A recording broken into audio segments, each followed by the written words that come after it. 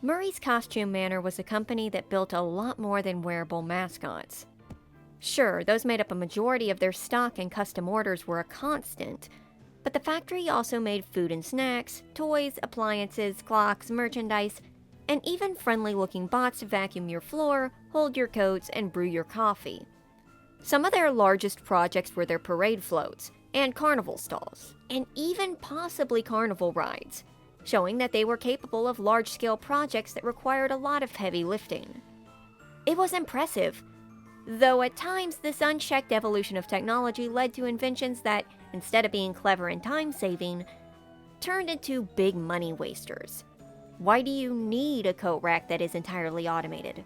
Does your vacuum really need a face, even if it's an adorable one? But if there was one project that was the embodiment of thriftless, wasteful ambition, it would be the big man himself, Big Top. Have you ever looked at a ticket booth and thought, what if this ticket booth was alive and capable of automatically taking my tickets, shoving advertisements in my face, and grinning at me with music box teeth? Well, look no further, Big Top is the answer to your query. Big Top, who was briefly referred to as Maestro Music Man by fans, including me, is an automated ticket taker, carnival barker, and attraction. And a ticket booth. He is actually the booth, or his lower body is. Big Top is a pretty large animatronic. His head sits on top of the booth, and he has an old-timey design, sort of like a nutcracker, with a powdered wig and a big top hat with lights bedazzling the brim. He has 4 gramophone horns to play music through, and his eyes are 2 slate-covered spotlights. He has a big orange nose and a white fake mustache under that, and then we get to his mouth. Big Top's mouth is the source of his music, as it's a giant music box. His teeth are literally music box teeth, and inside is a big rotating cylinder, which becomes a makeshift grinder during some of his jump scares when he snatches up Arnold and shoves him inside. His other jump scare involves the booth itself, a tall and narrow stand with a rounded top that looks almost like a capelet or maybe a neck frill. The booth has 4 windows with shutters, and inside are 4 small arms with white painted hands that almost look like the staff bots or the digitypers, but more like the staff bots. These hands will reach out of the booth to accept tickets, or, when Big Top starts going off, will grab Arnold and pull him inside, where they shove him into the gear mechanism at the bottom of the booth, likely shredding him up in a few excruciating seconds. But these aren't Big Top's only arms. Coming out of the roof of the booth, and Big Top's shoulder line, are 4 large girder-like mechanical arms with 3 fingers or toes at the end. They look more like feet than hands to me, so these are more so legs than arms. These legs are thick and durable, made to carry a lot of weight, including the entirety of Big Top's body mass easily, if needed. Though not intended for this purpose, as originally they were just made to hold up signs. Big Top is instead bolted down in place, possibly on a track. The one in the showroom has a short track that it can slide on, but this might not be common. Despite the face showing that Big Top is supposed to be humanoid, we do see spider-like details which will later be passed on to Music Man and DJ Music Man respectively, such as having 8 limbs, 4 large and 4 small, the slated eyes almost looking bug-like, or at least resembling the empty orbs of Music Man, and his way of climbing around. Though, like I said before, Big Top wasn't built to climb. His use is very simple, if almost ridiculously so. Tickets, please. Tickets, please. Also, because I forget to mention this later, Big Top does speak, but he only says one thing. Tickets, please. Fitting. Big Top accepts tickets with the 4 hands and advertises and directs carnival goers with the signs held by the other 4. And he plays music while doing it. He's a spectacle first and foremost, replacing the job of 1 or 2 people and 2 to 3 signposts in one go. Ridiculously enough, Edwin Murray also sold Big Top with a set of swings that you would attach to his arms and then have him spin as a rideable attraction. Something that is, in short, absolutely insane to consider. And would have probably resulted in plenty of accidents, considering that not only is this not what this thing is supposed to be doing, but if those swings aren't installed correctly, he's not even that tall. It would be a disaster. This is one of those things that could have only happened in the 70s. back when Carnival ride regulations weren't nearly as tight as they are nowadays. Heck, things still slip through the cracks, but Big Top's definitely not svelte enough to pull that off. Especially since Big Top isn't just some random nameless character. Oh no, Big Top is known by at least some folks, considering that he's the face of his own annual carnival. All we know about this carnival is from the posters seen in-game. It has a parade, likely with floats provided by Murray's, carnival games, a fireworks show, circus animals, and even skydivers. Hopefully not at the same time as the fireworks. And in the background of the poster, we can see a Ferris wheel and a circus tent. Sounds like a pretty big deal. Big Top's likely not a household name, but I'm sure there's plenty of people who see his face and recognize that the carnival's coming. Notably, his face on the poster is a lot more welcoming than his mechanical mug. Likely, though, the Big Top we see in Secret of the Mimic is not the Big Top appearing at carnivals, as he is a show model to advertise to possible customers. Which means there might be a bunch of Big Tops floating around in the wild, but likely they didn't last long for reasons we'll get into later. But there is another feature that he might have had, but considering how we see it in Secret of the Mimic, it might have instead just been the influence of the Mimic himself, so we'll cross that bridge once we get there, to the Mimic encounter.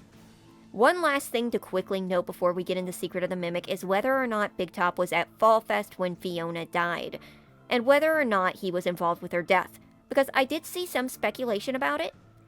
A Big Top might have been at Fall Fest, but it almost definitely wasn't the one in the showroom, and it likely wasn't directly involved with Fiona's death. There seems to be a good chunk of evidence that the carousel was involved. There's also a common theory that Big Top is supposed to relate to Edwin Murray, that he, Jackie, and Dolly are all stand-ins for the Murray family. There's not much evidence for it, except that Big Top is male, Dolly is female, and Jackie is childish. It could definitely be a thing, they definitely could be counterparts, but I don't think it has much impact beyond that. But with all that aside, let's move on to Secret of the Mimic and Arnold's run-in with the Maestro Mechanical Madness.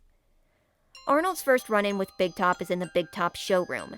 He turns the power on and gets a ticket from the Mr. Helpful, and then turns to see the nearby curtains pulled open and a pair of deceptively small white hands reaching through, held out for his ticket. But as he hands it over, the curtains draw back, the stage lights come on, and Big Top pulls back from the door and slides on his track back to the center of the room, revealing himself in his giant glory. Playing his music, flashing his signs, and bouncing his head that then spins and follows Arnold as he starts to walk around him towards the demonstration stalls. There are motion sensor mannequins surrounding Big Top, and when Arnold gets too close, they shout out a random advertisement pleasantry. Wowie! These games are amazing! I want to pay money to play these games!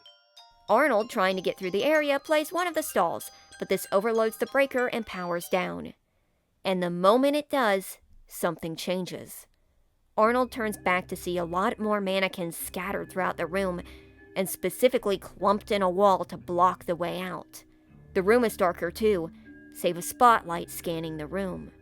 It is Big Top, slowly turning in place and searching for Arnold. And if he spots him, hears him, or hears one of the mannequins getting triggered, he will spin towards him, grab him up, and pull him into his booth to be grinded up by his internal gears. Instead, Arnold will have to sneak around without being detected, and make it to the entrance to restart the power. But once he gets there, Big Top will become wise, and start to drag himself slowly down his track to catch him. If Arnold's not fast enough, he will. But if he gets the power back on, Big Top will slide back into place and return to his earlier bouncy disposition. So what causes this sudden change in behavior? Well, likely the Mimic. Throughout Arnold's trip through MCM, the Mimic has been a constant threat, invading any mascot or usable animatronic Arnold comes across and using them to hunt him down. And when it comes to the animatronics, it's a clear pattern. Arnold encounters the animatronic, he turns his back for 2 seconds, and Mimic takes over. But there's been some debate about whether or not Big Top is controlled by the Mimic at all, as there has been with Jackie and Dolly, though unlike Jackie and Dolly, who we physically see Mimic inside of, we don't get this with Big Top. However, I think it's pretty clear that Mimic is controlling Big Top for a few reasons. Firstly, everything else in MCM is being controlled by Mimic, except for what's being controlled by M2. It would be strange if, for some reason, this murderous bot wasn't.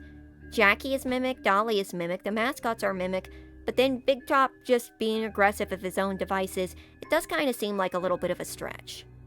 Secondly, it does the same thing Mimic does with Dolly, uproot the body to chase down Arnold. If Big Top was not being puppeteered by the Mimic, then it shouldn't have had the ability to uproot itself and keep running. Thirdly, Big Top's second encounter is how the Mimic gets down into R&D.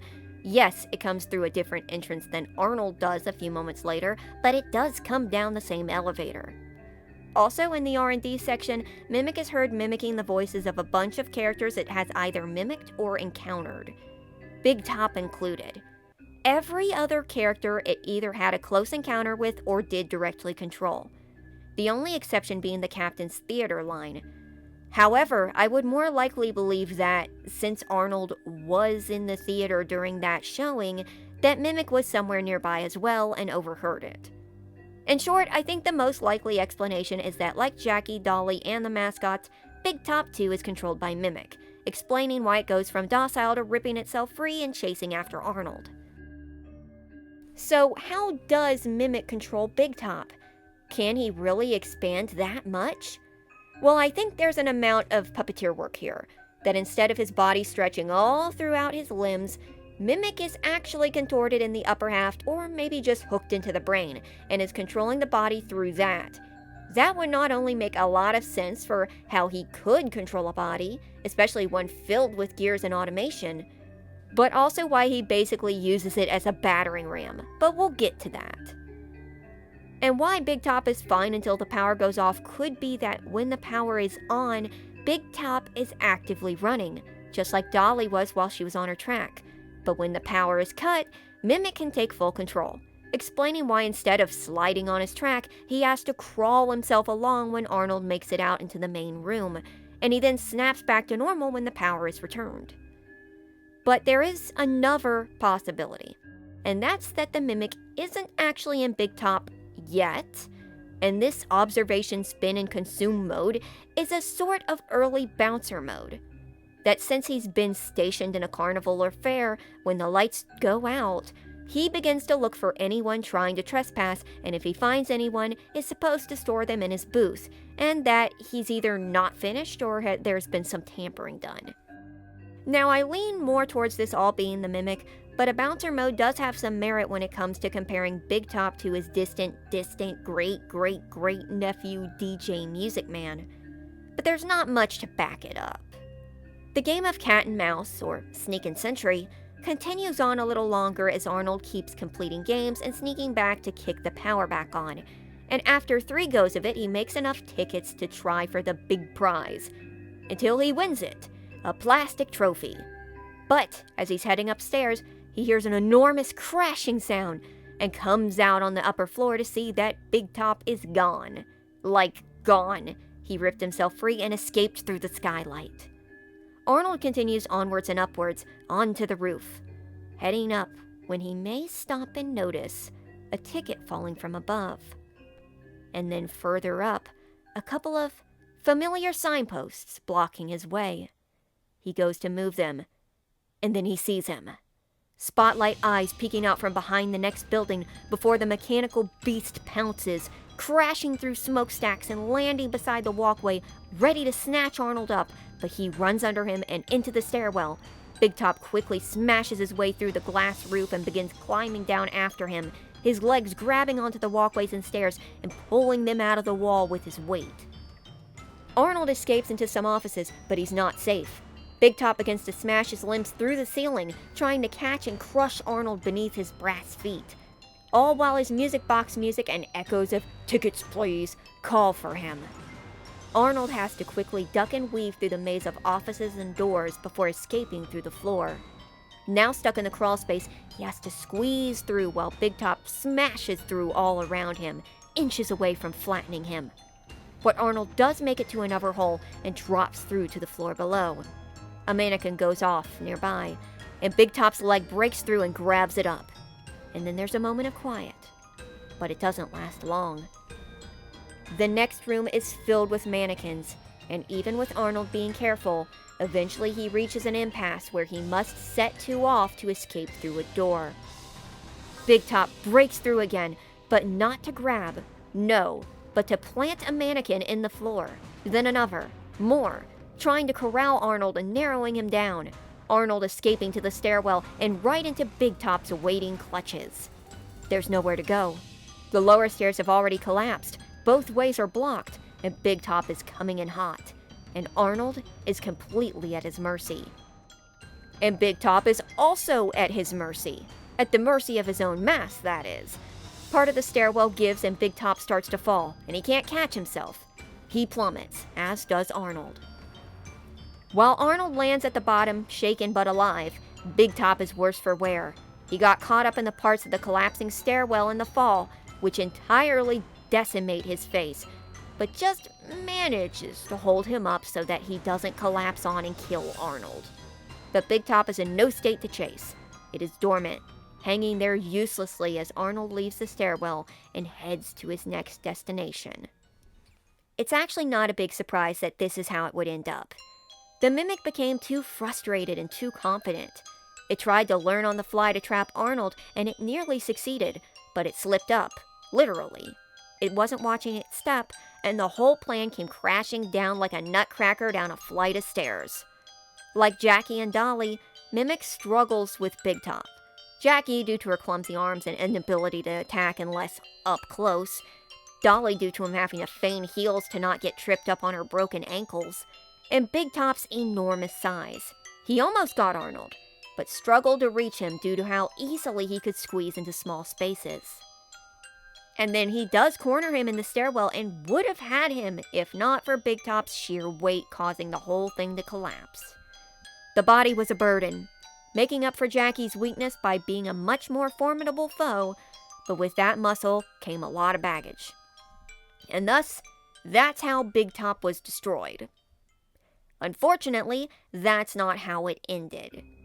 For you see, hours later, Arnold has just realized that his frenemy bestie dispatch guy is actually not who or what he seems to be, and is now attempting to escape MCM with his data diver, which lands him heading down a lift in the welcome show's floor towards the basement research and development department. But his ride is interrupted. One of the levers around the outside of the lift is flipped, and he must go pull it, getting close to a dark tunnel where an eerie red glow shines from deep inside. He flips the lever, and the lights come on in full, revealing the horribly disfigured face of Big Top lying in wait. Busted Big Top, or broken Big Top, really call him whatever you want, Furnace Fodder has seen better days. Most of his body is holding up well enough, but his face has been entirely sheared off due to his last accident.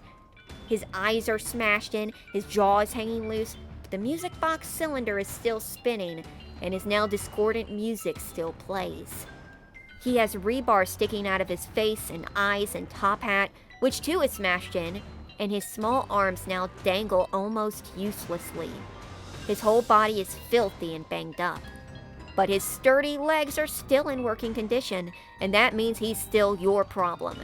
He climbs out onto the shaft and begins to slowly follow you down the lift, his legs holding onto the walls, tickets fluttering around him, hanging just above Arnold's head. And with the lift still failing and Arnold having to flip levers to keep it moving. Otherwise, that jagged jaw drops over Arnold and catches him up into his cylinder, crushing and shredding him. Lights out. But despite the weight hanging over him, the sword of Damocles swinging over his head, Arnold makes it to the bottom of the lift and rushes through the next door and off into R&D. Now, I and many others wondered what happened to Big Top after this, but the truth was that the answer was right behind us the whole time. If you run out of the lift and then turn around to watch, you can see Big Top's final downfall as he once again loses his grip, or possibly tried like one last Hail Mary leap to try to crush Arnold and failed, and smashes into the bottom of the lift shaft, rubble falling around him as his eyes go dim. He's down, and this time, he's not getting up. Because Mimic decided that he had enough, and would rather wear literal trash than haul this metal carcass around anymore. And that is the end of Big Top. What happened to him next? Well, depending on the ending, MCM might have caught on fire, and while it's unclear if it reached him, even if it did, it probably didn't do much. Big Top is built pretty sturdy. It would have had to be an extremely intense blaze to melt anything substantial, save maybe his boots and his little limbs. Because from where he is, it's very unlikely that any of that molten liquid reached him. One possible theory is that his remains were reused for DJ Music Man, considering how similar in build and size they are, and I half believe this theory. I don't think Big Top is the DJ because we know the DJ is one of many who are purchased or licensed out to establishments, as per the duffel bag message about him. The odds of Big Top just happening to be this DJ specifically could only be through a stroke of complete irony, meaning it's not impossible, but very improbable. But it is extremely likely that Big Top's design eventually inspired Music Man and then DJ Music Man. As we learn in Secret of the Mimic, many of Edwin's former employees split with his designs and Fiona's character references and ran off to make their own businesses. And those who didn't handed over what they had to Fazbear Entertainment and WA, likely William Afton, who then acquired all the rights entirely once MCN went under. And lo and behold, the first Music Man we see looks a lot like a Funtime animatronic, a line made by William Afton and Afton Robotics. Though while he had the rights then, by the time of Security Breach it seems like DJ Music Man's rights are owned elsewhere. Though perhaps by whatever company Afton Robotics and Circus Baby's Rentals turned into, since it was separate from Fazbear Entertainment. If only on paper. So yeah, that's it. There's no doubt that Big Top was a huge part of Music Man's creation. But not the only part. And that becomes clear when we look at another one of MCM's characters, the Rocktopus. The Rocktopus is a character associated with Foxy's puppet show, but he was also a standalone as he has a maraca-wielding drum-playing animatronic that can be spotted around MCM in a few different places. So he seemed moderately popular, and he shares similarities to both Music Man and the DJ. His many limbs, ended with gloves like the DJ eventually has, the big dark eyes, the fact that he himself is supposed to be pretty big. You can see where parts of Rocktopus made it into Music Man, filling in the spots where Big Top doesn't. Rocktopus is the cool one, and the DJ has a cool aesthetic. He has his gloves, his shades, but they resemble Big Top's eyes too, and he has a face that resembles his, and both he and Rocktopus have that music seeming. Between the comparisons to Music Man and the fact that both characters were wiped off the map, I believe that Big Top and Rocktopus were refit into this new character to separate it from MCM's past endeavors. And in the process, they got to pick and choose which parts they liked. I'm not sure why Music Man is what they decided they liked, but at least the DJ made up for it. Kinda like concept unification, a buzzword that basically just means when the real-life animatronic chain Showbiz Pizza bought out Chuck E. Cheese and then reformatted many of their animatronics into Chuck E. Cheese characters. Okay, barely fits with the scenario here, but at least it kinda sounds classy when you say it. Concept unification. More so, WA probably decided that he didn't want to keep touting MCM all over the place or people might start asking what happened to Edwin Murray. He just reformatted two of them into a brand new one, who looks similar enough to scratch the same itch, but might not stir up questioning. So Big Top lives on. I mean, they might even still have his yearly carnival, but odds are it would probably be stationed with a DJ Music Man instead of him. If it has either at all. Honestly, the fact that the DJ exists considering the circumstances surrounding Big Top is quite impressive. Because it's time we discuss the title and the fact that Big Top was Murray's biggest problem. A misleading title, yes, as Murray's biggest failure was his entire business, but Big Top was a problem nonetheless. So, what is the big problem with Big Top? Is it his size? Is it the fact that he's clearly inspired by DJ Music Man's popularity outside of the game? Is it the fact that we don't know how Mimic controls him? No, it's actually a lot more concise. In fact, you already know what it is because I already told you. Big Top is a huge waste of Maurice Costume Manor's time and effort. He could have single-handedly been the cause for MCM's imminent bankruptcy, and it's only by the likelihood that he was seldom produced that wasn't the case. See, he's a cool attraction, a neat thing to look at for a little bit, ooh and ah over. Watch it take your ticket and point you towards the refreshment booth, and listen to the silly music box music as you go on your merry way, an impressive sight to make any carnival seem larger than life. But in practicality, every part of Big Top's design is a mistake. He's top-heavy for one, requiring him to be bolted down onto something, meaning setting up for him at an outdoor carnival now requires a lot more prep work, especially if you have to put up tracks. And don't get me started on the electricity he requires to keep him working as intended, without him going into security mode or shutting down. The big girder arms don't help either, and they're practically useless, only being used to hold signs. The things that should be bracing the body are instead holding up wooden boards that point towards booths that likely already have signs. But the bigger thing is that you could have lighter signs and smaller arms and have the same effect. There's no reason that Big Top needs arms built like cranes to hold up signposts. And the swing idea, awful. That's a patented Edwin Murray idea, an idea that seems to make sense until you think about it and realize, oh yeah, that's going to kill someone. Recall, this is the man who put his son slide outside of the fence for some bafflingly nonsensical reason. It sounds cool, but only to a man so colorblind that all the red flags look like gold. So, it's impractical, it's expensive, it takes excessive setup, transportation, and dismantling, as you will have to dismantle it whenever you move it. And it would be so heavy that you would need to account for the trucks to move it, and the labor to put it back up, and make sure it's set up correctly, and once it's up, it's not actually pulling in any money except for generally boosting the ambiance, but not that much because you know there's kids who are going to be afraid of him. Big Top is a really cool character and an incredibly intimidating threat, but by God, he is an absolutely terrible investment from a business perspective. And there's no doubt that he was retired after MCM went under, like, immediately. In contrast, his descendant DJ Music Man's design has been improved both in use and value. They fixed a lot of the issues. The DJ is able to move himself, move stuff, clean up, play music, and notably, Fazbear Entertainment weren't suggesting you hop on his hands and have him swing you around at 30 miles an hour. And notice it wasn't until the idea changed hands that it began to work in some regard. Edwin Murray was a genius in many regards, but he was impractical and stubborn. When he had an idea that he liked, he wouldn't care if it didn't work, and usually wouldn't go back to fix it unless at the bequest of his wife Fiona. And Big Top is a perfect example of that.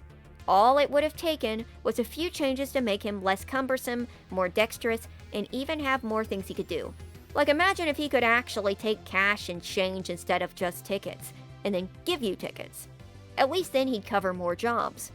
And with his likely price point, yeah, that is a better value. Now, by saying this, you might think that I dislike Big Top, and of course I don't. I think he's really cool, I'm just being pragmatic. This guy was not a great resource sink. More like a resource sinkhole, am I right? It's clear that Big Top, in a meta sense, was based off DJ Music Man, and his positive reception, to his design, to his boss battle, to everything surrounding him. The DJ boss battle was one of the parts of Security Breach that got the most praise in a game that had a pretty mixed reception. Big Top was made to recapture that feel, and not only does he succeed, but he might actually outdo the DJ. The music in both encounters is fantastic. The DJ's being this growing and pumping alarm-like beat, while Big Top has this ominous music box emphasized by doom chords in the background. Introduced first as this somewhat uneasy chiming playing in the showroom, then growing into the warning theme during his chase, and then breaking down as he does. It's effective. Big Top also has a longer encounter than the DJ, and not only that, more of that encounter is devoted to Big Top. Big Top is the primary threat bearing down on you, while a big part of the DJ's boss fight is tripping over Monty and Chica.